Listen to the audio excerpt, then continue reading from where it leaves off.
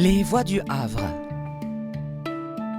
Une chronique en partenariat avec les bibliothèques du réseau Lire au Havre.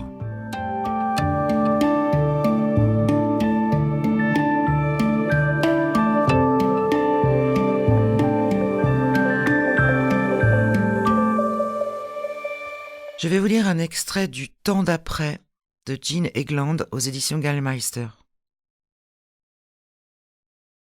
La brise fraîchissait et j'étais parcouru de frissons.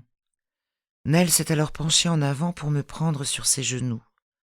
Fermant ses bras autour de moi, elle m'a reniflé dans le cou, pendant qu'on attendait qu'Eva nous conte son histoire.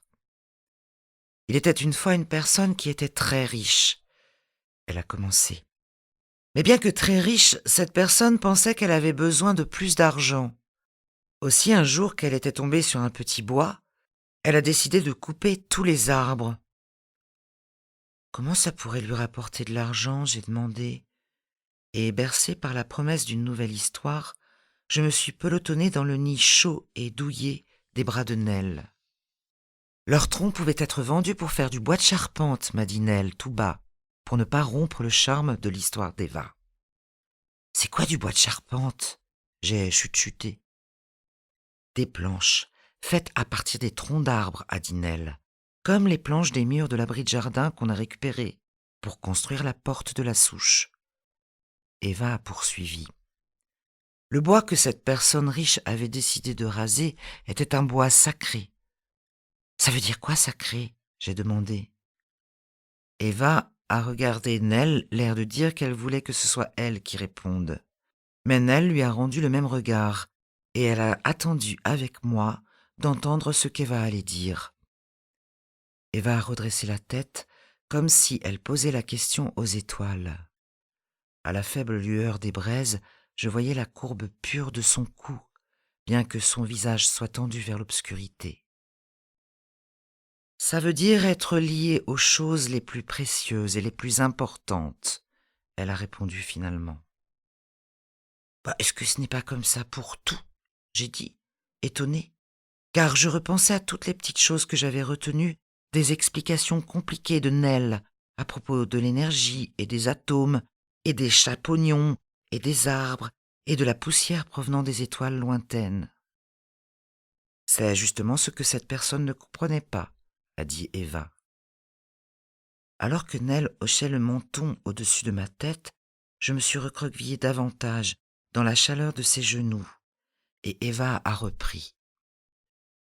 Cette personne a abattu en premier le plus grand chêne du bois, et quand l'esprit du bois est apparu et lui a demandé d'arrêter, elle a éclaté de rire, et quand l'esprit du bois l'a suppliqué, elle a ri encore plus fort. Au bout d'un moment, l'esprit a prévenu la personne que si elle continuait, elle allait être maudite, mais la personne a fait mine de ne pas avoir entendu. Cette riche personne a coupé tous les arbres du bois, et une fois que le bois a eu disparu, l'esprit est revenu et lui a dit que puisqu'elle ne l'avait pas écouté, elle allait être condamnée à avoir faim toute sa vie. « C'est quoi condamnée ?» j'ai demandé en me retournant sur les genoux de Nell. « C'est quand on déclare la punition d'une personne, » me répondit tout bas Nell. « C'est quoi déclarer ?»« Chut !» a fait Nell, et elle m'a serré plus fort contre elle. « Condamnée à avoir faim toute sa vie, » a répété Eva aux braises. Ce sont les mots exacts.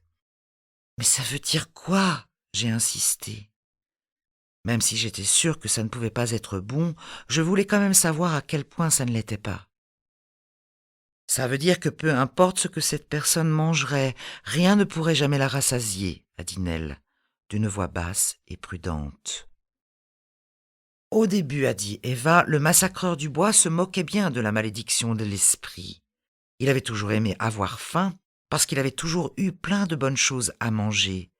Et c'est agréable d'avoir faim quand on sait qu'on sera bientôt rassasié.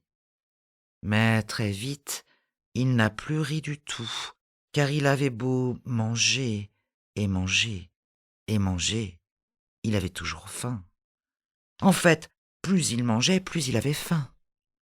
Le massacreur du bois a mangé toute la nourriture de sa famille. puis toute la nourriture de la ville où il habitait, et enfin toute la nourriture du pays où il vivait. Il n'était toujours pas rassasié. Eva s'est tue pendant que j'essayais d'imaginer quelle ruse ou quelle bonne chance viendrait en aide à cette personne affamée et à tous ces arbres abattus. D'une voix de plus en plus terne, Eva a dit « Le massacreur a vendu ses parents, puis ses enfants, pour avoir de l'argent et acheter à manger, mais ce n'était jamais assez. Il était prêt à démolir le monde entier pour calmer sa faim. » J'étais sur le point de demander ce qu'était un massacreur, mais je sentais que quoi que ce mot veuille dire, il ne décrivait pas quelqu'un de bon, et l'histoire d'Eva me rendait déjà trop triste.